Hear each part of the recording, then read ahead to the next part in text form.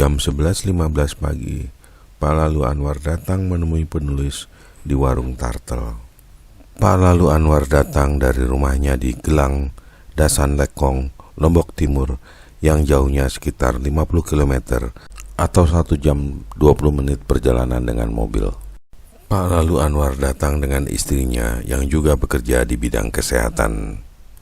Kemudian kami duduk di beruga, yaitu gazebo tradisional Lombok yang terbuat dari kayu dan beratap dedaunan, di mana kami mengobrol sambil minum air kelapa.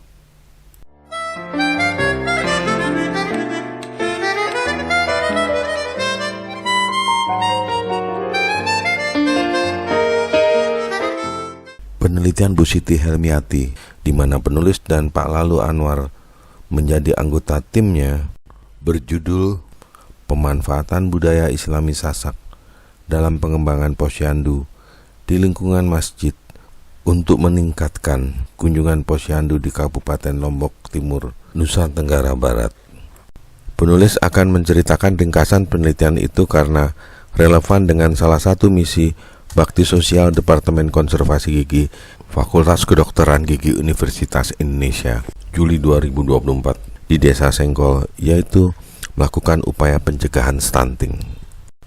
Menurut Kementerian Kesehatan 2010, berdasarkan laporan Millennium Development Goals dari Provinsi Nusa Tenggara Barat, prevalensi stunting sebesar 48,2% dan wasting sebesar 14%. Posyandu merupakan ujung tombak upaya perbaikan gizi masyarakat, khususnya gizi anak balita di Indonesia.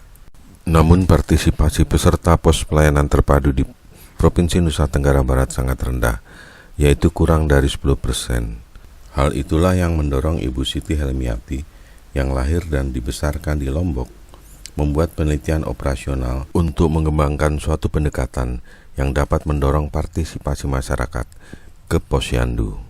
Mayoritas penduduk Nusa Tenggara Barat adalah suku Sasak yang cara hidupnya sangat Islami, seperti terlihat dari banyaknya masjid di Pulau Lombok, sehingga Lombok disebut Pulau Seribu Masjid. Dengan desain community trial, Bu Siti meneliti apakah memindahkan lokasi posyandu ke dekat masjid dan melibatkan pemuka agama Islam, tuan guru, dan istrinya dapat meningkatkan partisipasi peserta posyandu. Hasil penelitian Bu Siti menunjukkan memindahkan lokasi pos pelayanan terpadu ke dekat masjid dan melibatkan pemuka agama Islam, tuan guru, dan istrinya dapat meningkatkan partisipasi peserta posyandu seperti terlihat pada bar diagram ini.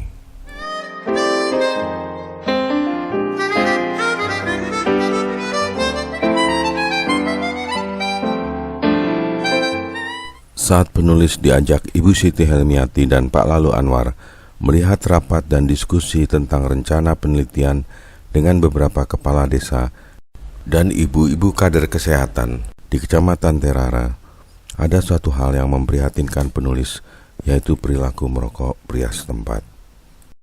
Baik saat pertemuan atau diskusi dengan ibu-ibu kader kesehatan di kantor kepala desa Embung Raja maupun di kantor kepala desa Santong, para pria yang ada di pertemuan itu banyak yang merokok tanpa peduli bahaya asap rokoknya bagi kesehatan para wanita peserta pertemuan. Yang lebih memprihatinkan penulis, saat diskusi dengan ibu-ibu kader posyandu di Desa Dasan Gunung, penulis melihat kepala Desa Dasan Gunung merokok padahal di dekatnya ada anak balita. Hal itu mengingatkan penulis pada sebuah pesan dari Dr. Gru Harlem Brundtland, Direktur Jenderal WHO, pada buku Wanita dan Wabah Tembakau, Tantangan Abad ke-21 yang diterbitkan WHO tahun 2001. Pesannya adalah sebagai berikut. Perokok pasif juga merupakan isu penting bagi perempuan. Di kawasan Asia yang rata-rata lebih dari 60% laki-lakinya adalah perokok, hal ini berarti jutaan perempuan dan anak-anak menderita perokok pasif. Bukti baru menunjukkan bahwa orang tua yang merokok berkontribusi terhadap tingginya angka sindroma kematian bayi mendadak, serta asma, bronkitis, pilek, dan pneumonia pada anak-anak. Karena itu, saat bertemu Pak Lalu Anwar, penulis mengulang pesan Dr. Gru Harlem bahwa kita harus melakukan segala yang kita bisa untuk melindungi hak perempuan dan anak atas lingkungan rumah yang aman dan sehat. Ini kawan saya waktu tahun berapa dulu ya Pak?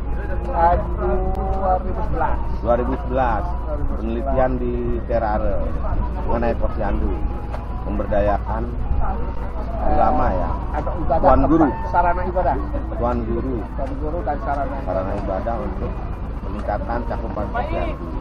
Sekarang staf di BKKBN Lombok Timur, Pak Lalu Anwar, SKM Master Gizi Masyarakat.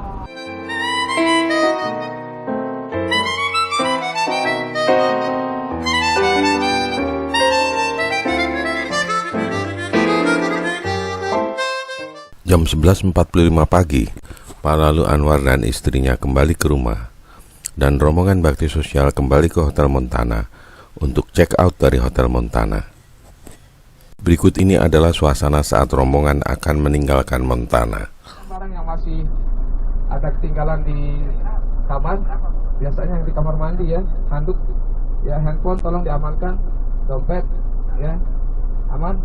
Jadi sebelum kita berangkat, kita akan menuju ke desa saja ya tentunya sebelum kebenaran. Jadi dari sini sekitar 15 sampai 20 menit. Ya kembali sebelum kita berangkat ya tentunya, mari kita sama-sama baca doa ya. Mudah-mudahan dari sini menuju ke tempat berikutnya dan tentunya kembali ya ke rumah masing-masing aman ya insyaallah tanpa halangan yang berarti. Amin amin ya rabbal alamin ya.